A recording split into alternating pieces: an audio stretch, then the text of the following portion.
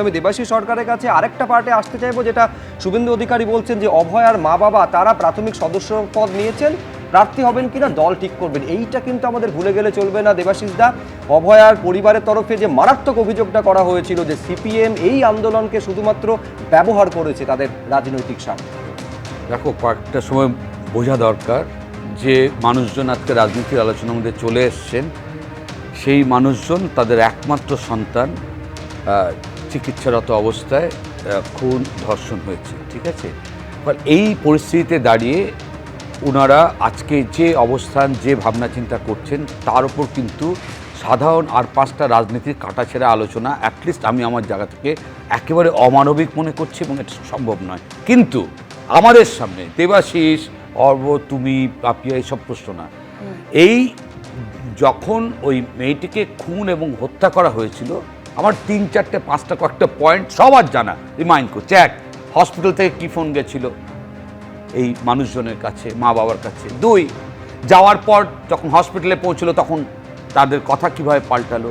3, এরপর অনেকগুলো ঘটনা, 4, 5, 6। তারপর যখন ওই বডিকে লোপাট করছে গাড়ি করে, কোনো রাজনৈতিক বক্তব্য না, কারা গাড়ির সামনে লুটিয়ে পড়ছে, রেজিস্ট করার চেষ্টা করছে, তার কোনো রাজনীতি না। এরপর সারা পৃথিবী জুড়ে যে আন্দোলন হয়েছে, কি বা কয়েকটা রাজনৈতিক দলের রেফারেন্স দিচ্ছে, সারা পৃথিবী জুড়ে স্বতঃস্ফূর্তভাবে এই আরজি করকে কেন্দ্র করে যে কথা বলে, তার মধ্যে আমি এই 4টে সংকীর্ণ রাজনৈতিক দলের রং খুঁজতে যাব। সেই আন্দোলনের মূল বিষয় কী ছিল?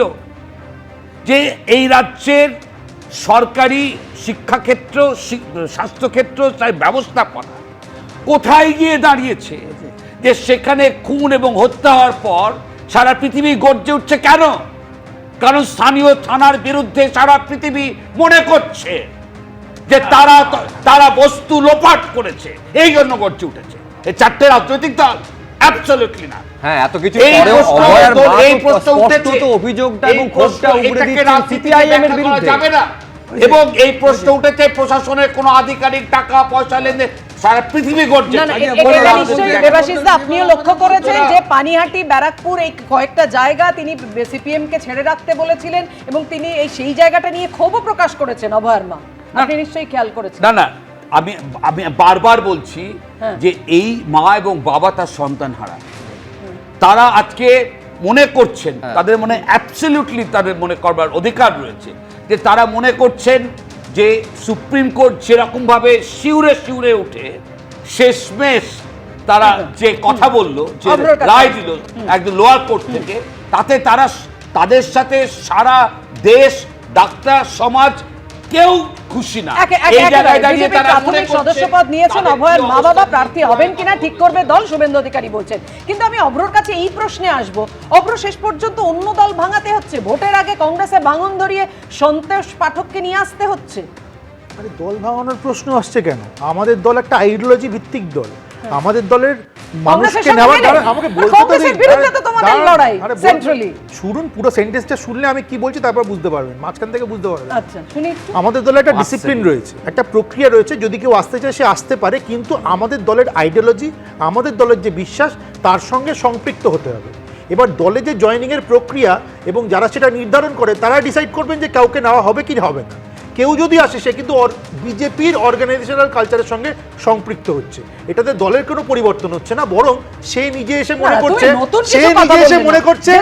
কংগ্রেস ভুল, ভারতীয় জনতা পার্টি ঠিক। এবং একটা তো কথা যেটা উনি বলেছেন একদম ঠিক বলেছেন।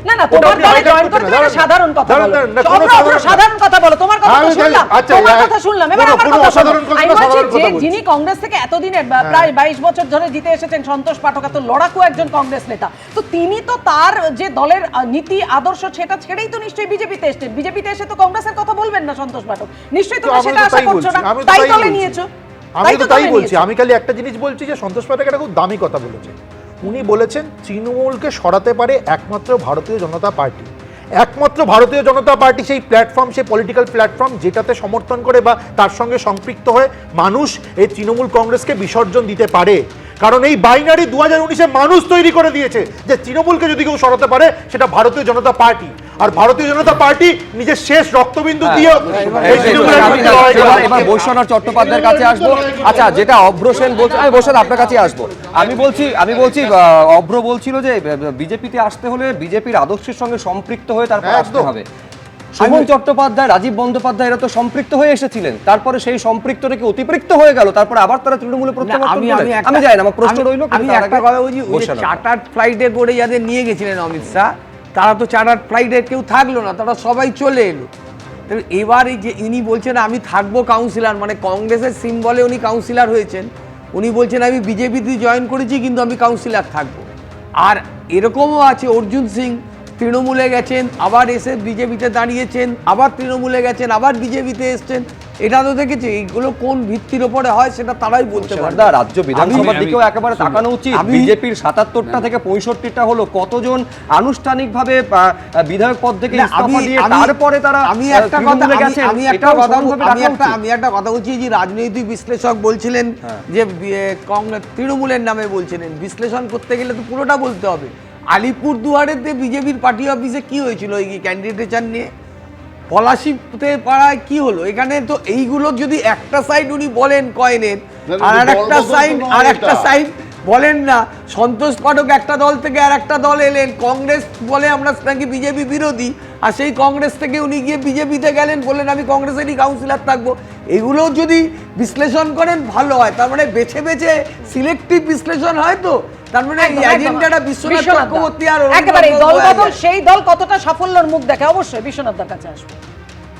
আমি একটুখানি আরেকটা জায়গা তোমাকে ধরতে চাইছি, সেটা হলো যে কেন এইবার প্রায় সমস্ত রাজনৈতিক দলের প্রার্থীকে কেন্দ্র করে, প্রার্থী চয়নকে কেন্দ্র করে ক্ষোভ বিক্ষোভ দেখা দিচ্ছে।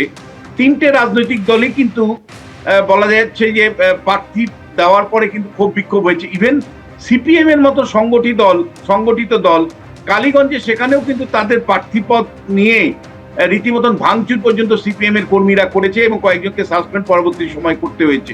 দেখো বিজেপি, এটা কারণটা হলো যে সেখানকার তমন্না খাতুনের মা, মহিলা, নারী, ফলে সেখানে একটা মানে পুরুষতান্ত্রিক সমাজের পুরুষরা কিন্তু মেনে নিতে পারেনি যে একটা মুসলিম মহিলা প্রার্থী হবে, ফলে এখানে পিতৃতান্ত্রিকতা কিন্তু একটা মূল কারণ ছিল। দ্বিতীয় যেটা বিজেপির ক্ষেত্রে যে সমস্যাটা, সেটা হলো বিজেপিতে আরএসএস এর ভূমিকা কখনো আশীর্বাদ কখনো অভিশাপ সুলভ। কেন আমি বলছি যে এই আরএসএস কে আমি অনেকেই বলে থাকেন যে গুপ্ত সন্ন্যাসী এই কারণে যে যখন প্রার্থী চয়ন হয় মানে তখন একাধিক জায়গায় তাদের লোকদেরকে তারা কিন্তু মানে ঢুকিয়ে দেন, অর্থাৎ প্রার্থী চয়নের ক্ষেত্রে আরএসএস এর মানে একদম বলা যায় ডরমেট মানে নিষ্ক্রিয় কর্মীরাও কিন্তু প্রার্থী হয়ে যাচ্ছেন, যেখানে সারা বছর যারা রাজনীতি করছেন তারা সেই সুযোগ পাচ্ছেন না। ফলে আরএসএস এর এই অতিরিক্ত তৎপরতা এবং তাদের ইন্টারফিয়ারেন্সের ফলে বহু জায়গায় বিজেপির সক্রিয় যারা স্থানীয় নেতা তারা প্রার্থী না হয়ে আরএসএস যারা করেন তারা মানে হয়তো সেইভাবে পাবলিক ফিগার নন, তাদেরকে প্রার্থী করা হয়েছে, তা নিয়ে ক্ষোভ বিক্ষোভ। আর তৃণমূলের ক্ষেত্রে কিন্তু তিনটে, আপনি যে বলছেন স্যার আপনি পাঁচটা শেষ করতে দাও। হ্যাঁ, তৃণমূলের ক্ষেত্রে কিন্তু ক্ষোভ বিক্ষোভের পেছনে মূল তিনটে কারণ আমি দেখেছি। এক হলো মমতা বন্দ্যোপাধ্যায় আর অভিষেক বন্দ্যোপাধ্যায়ের প্রার্থী চয়নকে কেন্দ্র করে কৌশলগত অবস্থানের মধ্যে পার্থক্য স্পষ্ট, যেখানে মানে অভিষেক বন্দ্যোপাধ্যায় তার মতন করে গুটি সাজাচ্ছেন, মমতা বন্দ্যোপাধ্যায় পুরনোদেরকে রাখবার জন্য আপ্রাণ চেষ্টা করেছেন, সেটা নিয়ে একটা বড় ধরনের বিতর্ক হয়েছে। দ্বিতীয় যেটা, প্রার্থীদের মধ্যে একটা অংশ কিন্তু পরিষ্কার করে, যেমন তপন চট্টোপাধ্যায় পূর্বস্থলী পূর্ব থেকে পরিষ্কার করে বলেছেন যে টাকা 20 লক্ষ চেয়েছিল, আমি দিতে পারিনি। খগেশ্বর রায় বলেছেন রাজগঞ্জ থেকে, আমি টাকা দিতে পারিনি তাই আমি প্রার্থী হতে পারিনি, আইপ্যাককে টাকা দিলেই আমি প্রার্থী হতে পারতাম।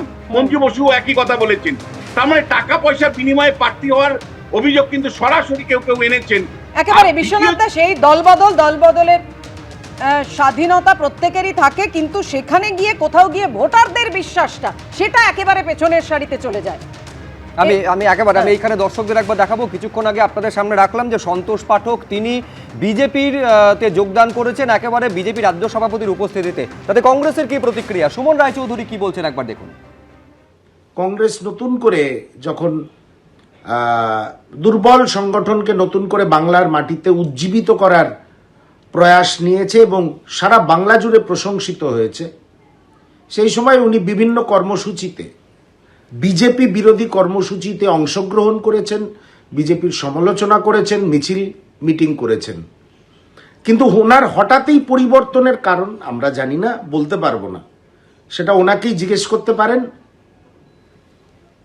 তবে এটুকু আশা রাখি, কোনো সমস্যা থাকলে ওনার সমস্যার সমাধান হোক।